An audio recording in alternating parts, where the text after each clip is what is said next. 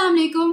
गर्मियों में ख़वातीन को पैड रैश या पीरियड्स रैश हो जाते हैं, जिसकी वजह से उन्हें अंडर लेग्स पर बर्निंग सेंसेशन, कलर चेंज होना, मुसलसल खारिश और साथ में दानों की शिकायत हो जाती है। इसके मुख्तलिफ कॉजेज़ हैं जिसकी वजह से पीरियड्स रैश या पैड रैश हो जाते हैं। सबसे पहले बात करें तो फ्रिक्शन है। जब आपकी स्किन और पैड आपस में रगड़ खाते हैं तो इसकी वजह से भी रैश हो जाता है।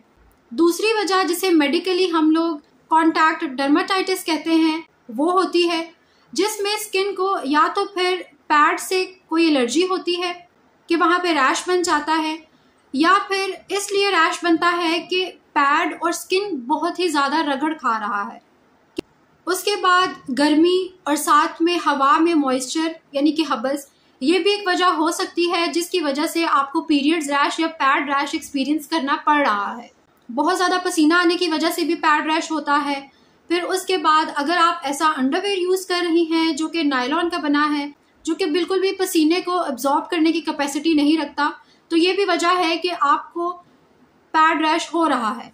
उसके बाद अगर आप पैड वक्तन फवक्तन चेंज नहीं करती हैं तो भी आपको पैड रैश हो जाता है। पैड रैशेस अक्सर पीरियड्स के आखिरी दिनों में होता है, जब ख़वातीन पैड चेंज नहीं करती क्योंकि ब्लीडिंग बहुत कम होती है, तो इसकी वजह से वहाँ पर पसीना आना, पानी का जमा होना, ये वजह हो सकती है जिसकी वजह से पैड रैश हो जाता है। अब पैड रैश की जगह पर इन्फेक्शन भी हो सकता है, क्योंकि जब आप रिपीटेडली पैड चेंज नहीं करते, सफाई का ख्याल नहीं रखते, तो वहाँ पर इन्फेक्शन हो जाता है, जिसमें बैक्टीरियल इन्फेक्शन बहुत आम है और साथ ही साथ यीस्ट इन्फेक्शन भी बहुत आम है। ट्रीटमेंट की बात कर लेते हैं कि इससे किस तरह बचा जा सकता है। तो आप कोशिश करें कि एक छोटे साइज का पैड यूज़ करें। फॉर एग्जांपल अगर आपका पैड साइज एक्स्ट्रा लार्ज है तो आप लार्ज पर शिफ्ट कर लें, ताकि आपके स्किन के दरमियान और पैड के दरमियान बहुत कम कांटेक्ट हो, जिसकी वजह से आपको ये रैशेज ना हो। फिर साथ ही साथ आप अपने पैड के ब्रांड्स को भी चेंज करके देख सकते हैं कि कुछ ऐसे मटेरियल के बने हों जिससे आपके जिस्म को उससे एलर्जी ना हो या आपके लिए वो इरिटेशन कॉज ना करे। ये भी एक हल है। और साथ ही साथ ऐसे आप पैड्स यूज़ कर सकते हैं जो कि फ्रेग्रेंस फ्री हैं, ये भी एलर्जी कराते हैं जिसकी वजह से रैश बन जाता है। कोशिश करें कि ठंडी जगह पर रहें और साथ ही साथ अपने अंडर लेग्स को पीरियड्स के दिनों में ख़ास तौर पर हवा लगवाते रहें, सफाई का ख्याल रखें और अपनी इन जगहों को गीला ना होने दें, क्योंकि फिर पैड लगने की वजह से और भी ज़्यादा रैश बन जाता है।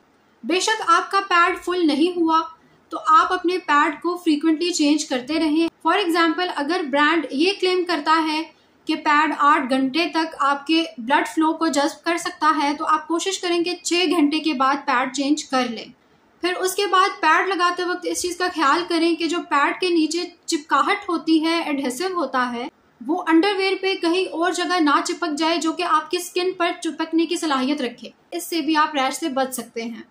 कॉटन का अंडरवेयर इस्तेमाल करने से भी आप रैश से बच सकते हैं, क्योंकि ये मॉइस्चर को अब्जॉर्ब करने की सलाहियत रखता है। ये कहना बहुत आसान है कि खारिश ना की जाए, लेकिन खारिश करनी ही पड़ जाती है ख़वातीन को। इसलिए कोशिश ये करें कि जितनी मिनिमल हो आप उतनी खारिश करें। फिर अगर पॉसिबल हो तो दिन में 1 से 2 दफ़ा इन जगहों की रैश होने के बाद आप टकोर करें बर्फ़ से। हार्डली 20 से 30 सेकेंड लगेंगे। छोटा आइस क्यूब लें और उस जगह पे रख दें थोड़ी देर के लिए, ताकि रैश बेहतर हो जाए।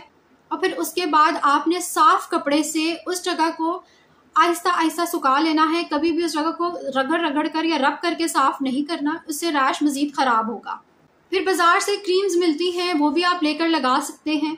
हमारे यहाँ ख़वातीन पेट्रोलियम जेली लगाती हैं ताकि स्किन आपस में रगड़ ना खाए और मज़ीद रैश ख़राब ना हो, ये भी आप कर सकती हैं। फिर बाज़ार से प्रोवेट नाम का लोशन मिलता है जिसकी कीमत हार्डली 150 रुपया है।